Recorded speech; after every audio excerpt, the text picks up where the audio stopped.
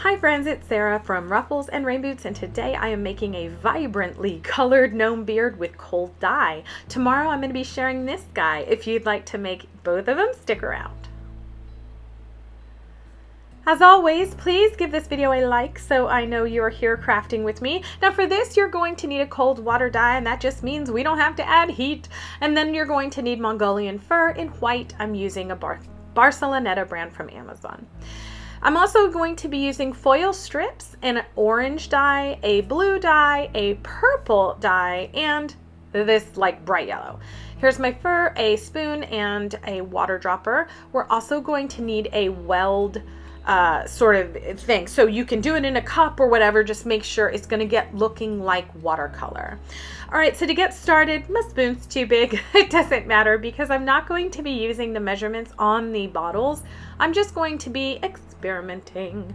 So I have used these dyes in other projects before. They are great for the plastic or the polymer of the faux fur material, because the faux fur will really suck these colors up into it. So you don't have to worry about getting a natural or getting a synthetic dye. They will act differently on natural fabrics, but they work really well on the synthetic faux fur. All right, so here's where I make a mistake. See that right there? That teeny tiny little amount of orange inside the yellow made the whole thing orange. So I'll be adding a couple of other things.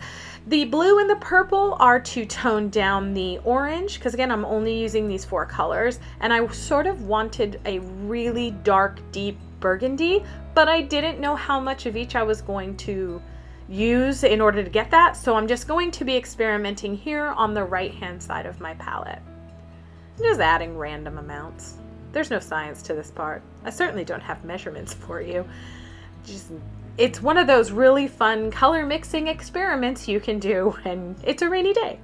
All right, so as I add the water to this one, you can see it looks, well, straight up orange. But let's see if it looks any different from this one. Well, no, it doesn't, does it? It looks exactly the same.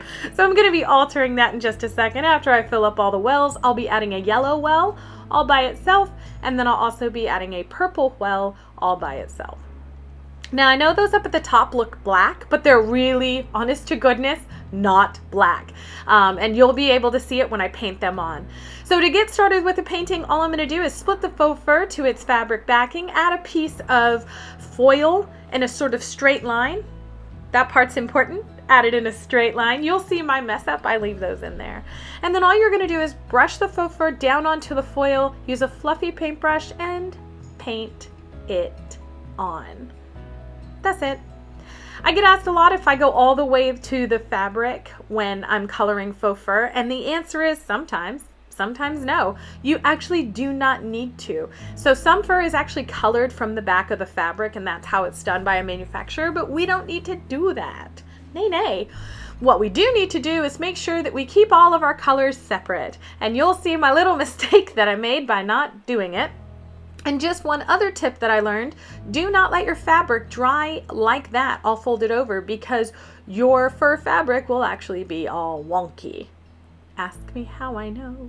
Okay, so again, I would make sure that your piece is straight. I learned that as well. But we're just going to do this repeating each of these colors all the way down. And again, if you accidentally get it onto the other colors, don't worry. The only one that's really most important that you leave alone is the very lightest one. All right, so I'm just going to continue these, and you will see me up here mix the colors because I didn't feel this one was dark enough. So I brought a little bit of that dark red or reddish bluish color into the orangish red and made it a little darker. All right. So the second to last one here, really like a very deep red after it was painted on. And the bottom one, I know it looks black on the fur, but it's honestly purple. All right, so after I cleaned up, I protected my work surface because, whew, it shares its happiness. And then I'm going to get all of the moisture off of that fabric backing and that I can. And I've just left the colors in the foil before taking each individual one out and just getting all of the moisture out of it. It's still damp when I start to brush it out, but it is not wet. See all those dark pieces on that orange? I needed that to not be there. So I did most of that. See that how that mostly is dry?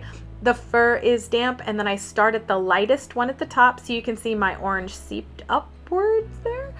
And then I just brush it down. So I am using a comb. If you have a dog brush, you can use that too. This was actually made a long time ago and I forgot to do the edits.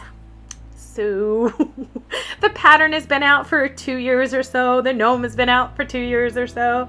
But it took me about 4 minutes to brush this all the way through. Now you see the very bottom, how dark that is. It's deep dark when it's like just a little damp. I left it to dry overnight after brushing, and look at it. I brushed it out again in the morning and bam! Let me know, what do you think? Would you try this way of coloring faux fur for your gnomes or costumes? Let me know in the comments below, and be sure to subscribe. We're making this guy tomorrow.